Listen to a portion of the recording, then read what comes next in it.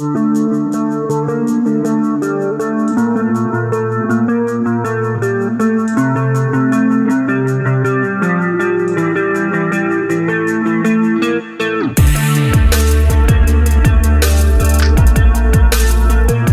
de peurs, de doutes, de grands changements, mais aussi beaucoup de moments joyeux.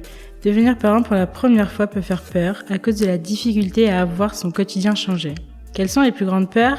Quels sont les bénéfices d'être parent ? Quels sont leurs plus grands changements ? Pour tenter de répondre à ces questions, nous recevons Emma da Silva, qui a eu son premier enfant à l'âge de 20 ans et qui a accepté de nous faire part de son première histoire. Bonjour. Vous avez eu votre premier enfant à l'âge de 20 ans. Comment avez-vous vécu votre grossesse ? Ma grossesse, elle s'est super bien passée. J'ai eu une grossesse parfaite. Je l'ai pas vu passer du tout. Ça a été incroyable, vraiment. Souvent, on a plein de rêves par rapport à l'enfant qu'on attend. Comment imaginez-vous le vôtre ? Le plus important, c'était qu'il soit en bonne santé. J'ai pas eu d'autres rêves réellement derrière. C'était vraiment la bonne santé du petit, qu'il soit là. J'avais hâte qu'il vienne. Le premier accouchement est souvent le plus difficile. Pouvez-vous nous raconter comment ça s'est passé pour vous ? J'ai pas eu un accouchement facile. J'ai pas fait les cours d'accouchement. J'ai eu beaucoup d'angoisse le jour J.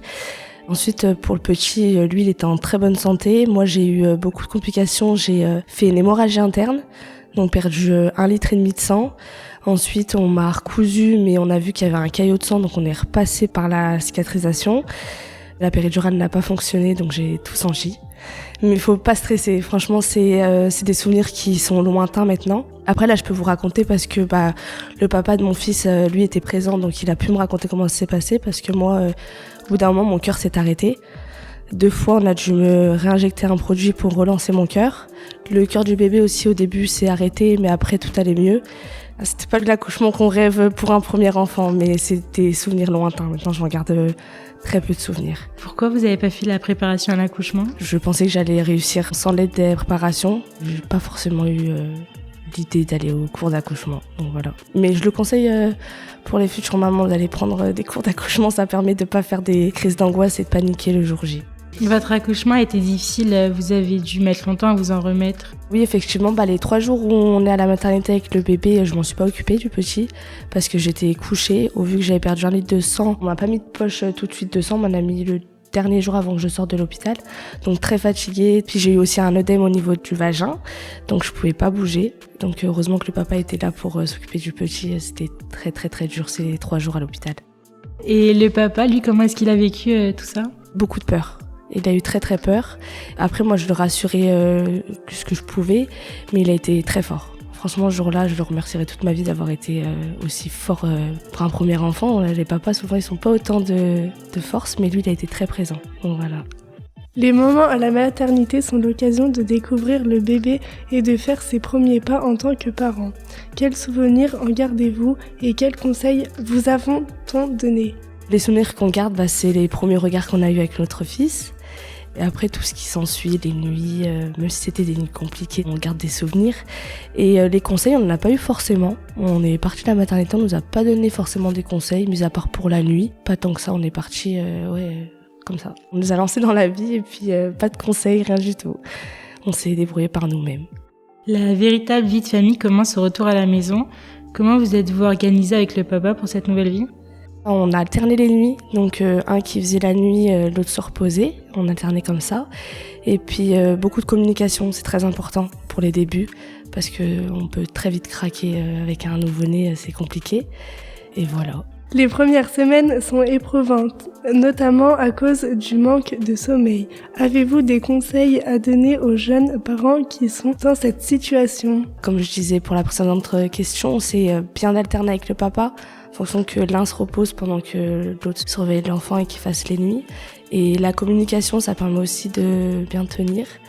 Et puis, comme on dit, se reposer quand bébé fait ses siestes, c'est le plus important. C'est compliqué, parce qu'on doit gérer la maison, on doit gérer les papiers, mais le plus possible, c'est quand bébé fait ses siestes, faut se reposer en même temps que lui, parce que un bébé, mine de rien, ça fatigue.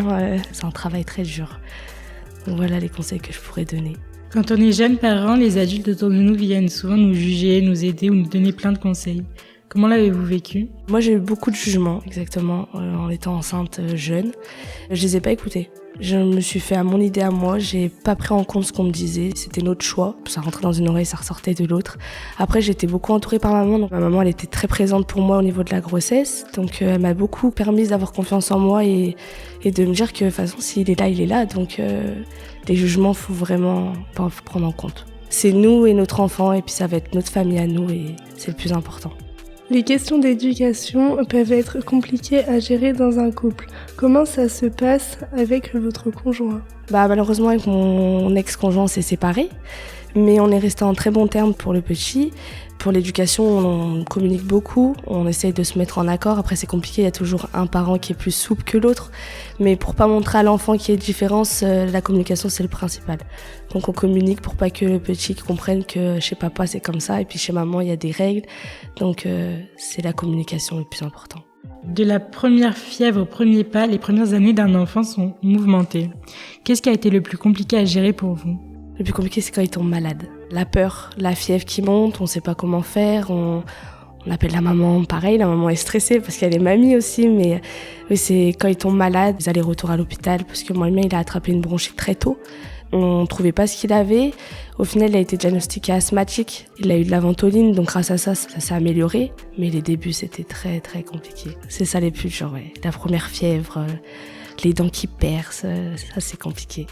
Il y a des mamans stressées, des mamans zen ou encore des mamans très protectrices. Quel est le type de maman êtes-vous ? Je suis une maman très protectrice avec mon enfant. Très protectrice, c'est mon fils. Quand il était petit, personne ne pouvait l'approcher. Ça, c'était mon erreur. Mais je suis très protectrice, c'est mon premier bébé, donc c'est à moi, quoi. Je suis très, très protectrice. Après, j'essaye d'être un peu zen quand même. J'essaie de relativiser maintenant, mais c'est compliqué. Votre enfant va avoir 2 ans. Quel souvenir restera à jamais gravé dans votre mémoire ? C'est le moment où il est né. Le deuxième souvenir, c'est le jour où je lui donnais sa compote. Il avait 4 mois et demi. Il était très avancé, Kylan. 4 mois et demi, et puis il m'a regardé, et puis il m'a dit son premier maman. Ça m'a fait tout bizarre. Et puis ses premiers pas aussi. Ses premiers pas où il a attendu que je rentre du boulot pour se lancer et marcher et venir dans les bras de maman. Après, tous les autres souvenirs resteront aggravés. Tout est un souvenir avec un enfant. Avec le recul aujourd'hui, pour vous, quelle responsabilité engendre le fait de devenir parent ? Notre vie, mais en étant jeune maman, je suis jeune, donc la vie de jeune, je la mets de côté. Après, je vais pas mentir, je prends du temps pour moi aussi. Mais c'est totalement différent. On a toujours le cerveau qui est pour notre enfant. Et puis la responsabilité, c'est qu'il aille bien. Quand on est chez la nounou, que ça se passe bien. Il y a beaucoup de peur, mais en étant jeune maman, c'est totalement différent que je pense qu'être un peu plus âgée dans le rôle de la maman, c'est totalement différent. Faut vraiment se dire qu'en étant jeune maman, on va pas faire des soirées tous les samedis soirs, quoi. C'est pas possible. Donc voilà. Merci à Emma Da Silva qui est devenue maman à 20 ans de nous avoir partagé son histoire, d'avoir répondu à toutes nos questions concernant le fait de devenir parent pour la première fois. Si vous allez avoir votre premier enfant et que vous avez des questions, rendez-vous sur le site internet mpedia.fr. Vous pouvez réécouter cette émission sur le site internet de Radio Aléo, radioaléo.fr.